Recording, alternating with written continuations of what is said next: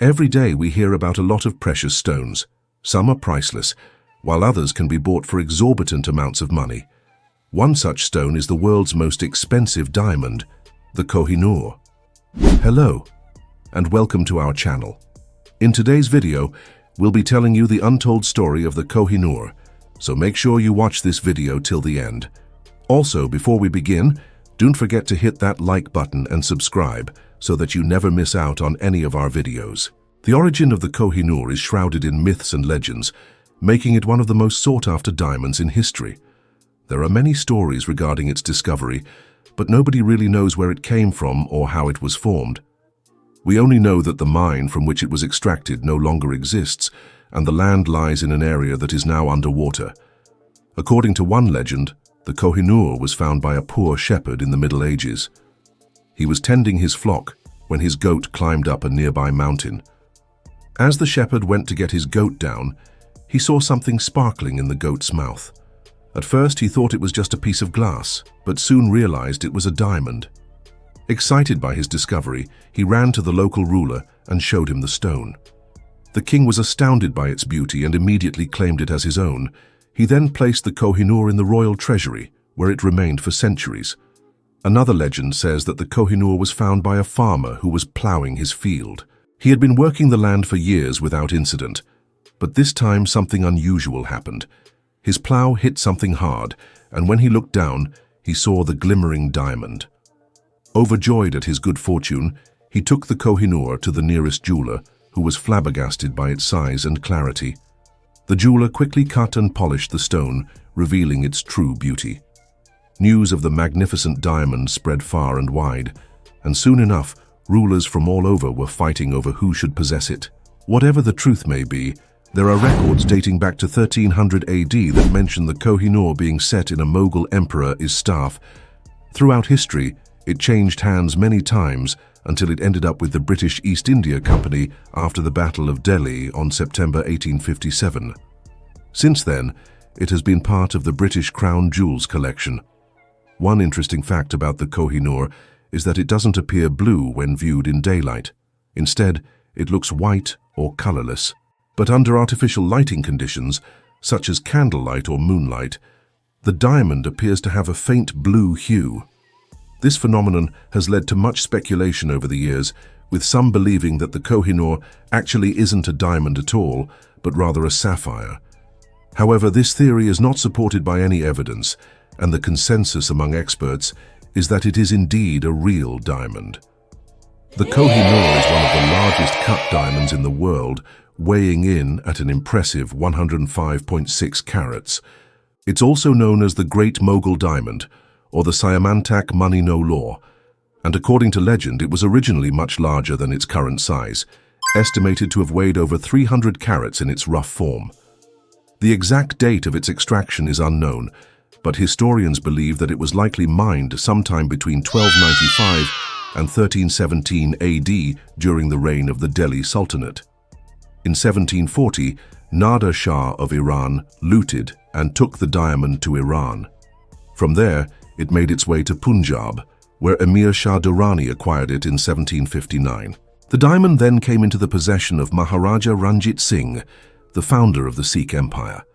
After his death, it was inherited by his son, Maharaja Karak Singh, who used it as a decorative item on his sword. Following the Second Anglo-Sikh War in 1849, Punjab was taken by the British, and the Kohinoor was seized by them. On July 1850, Queen Victoria was presented with the Kohinoor as a gift. However, she never wore the diamond in public and instead chose to keep it hidden away in the Tower of London. Finally, in 1911, King Edward VII decided to showcase the Kohinoor in all its glory and placed it atop the sovereign's scepter for the coronation ceremony.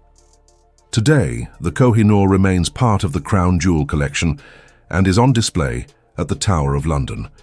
Although it is not actually the centerpiece of the collection, visitors still come from all over the world to see this famous diamond. But the Kohinoor's journey has not been a smooth one. In fact, it has been fraught with danger, both physical and political. The diamond has been stolen, smuggled, and even bombed several times throughout its long history. But somehow, it has survived all of these attempts and is still around today. One of the most dramatic incidents involving the Kohinoor occurred in 1949, when it was almost lost forever. At the time, the diamond was on display at the Tower of London, but it was decided that it should be moved to a new display case. However, during the transfer, it was accidentally dropped and fell to the floor. Luckily, it did not shatter, but it did receive a small chip on one of its corners.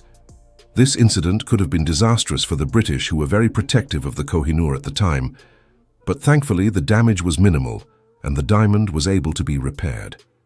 Another close call occurred in 1980, when a group of Irish Republican Army members attempted to rob the Tower of London.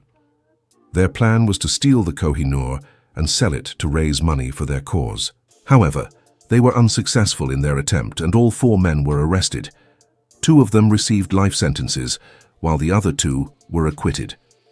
But perhaps the most audacious attempt to steal the Kohinoor came in 1994, when a man named Daniel Jones infiltrated the Tower of London and made it to the vault where the diamond was kept. He managed to avoid detection until he was almost out of the building. But at the last minute, he was spotted, and guards sounded the alarm. Jones was quickly apprehended and charged with burglary. He was later sentenced to 6 months in prison. Despite these attempts, the Kohinoor has never been stolen, and today it remains one of the most valuable and important pieces of the British Crown Jewels collection. The Kohinoor is more than just a pretty stone. It is a symbol of power, wealth, and prestige. For centuries, it has been coveted by kings and queens, sultans, and emirs. But the true cost of the Kohinoor is much more than its monetary value. It is a reminder of the human cost of war and conquest. The blood, sweat, and tears of those who have fought over this stone is a testament to its allure. But it is also a reminder of the darkness in the human heart, the greed and lust for power that have driven men to do terrible things. So the next time you see a picture of the Kohinoor, remember that it is not just a pretty stone.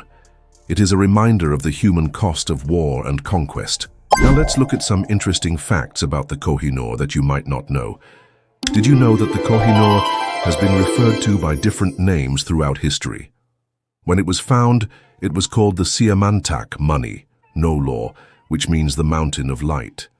The name Kohinoor was given to it much later, and it is believed to have originated from Persian. Another interesting fact is that the Kohinoor is not the only diamond in the Crown Jewel collection. There are 4 other large-cut diamonds that are also part of the collection, namely the Great Star of Africa, the Lesser Star of Africa, the Cullinan III, and the Cullinan IV. Together, these 5 diamonds are known as the 5 Brilliant, and they are some of the most valuable jewels in the world. Alright folks, that's all for today's video. We hope you enjoyed learning about the untold story of the Kohinoor. What are your thoughts on this mesmerizing diamond? Do you think it will ever be returned to India, or will it continue to remain in the hands of the British monarchy? Let us know in the comments below. Also, if you liked this video, don't forget to hit that like button and subscribe so that you never miss out on any of our videos. Thank you for watching, and we'll see you next time.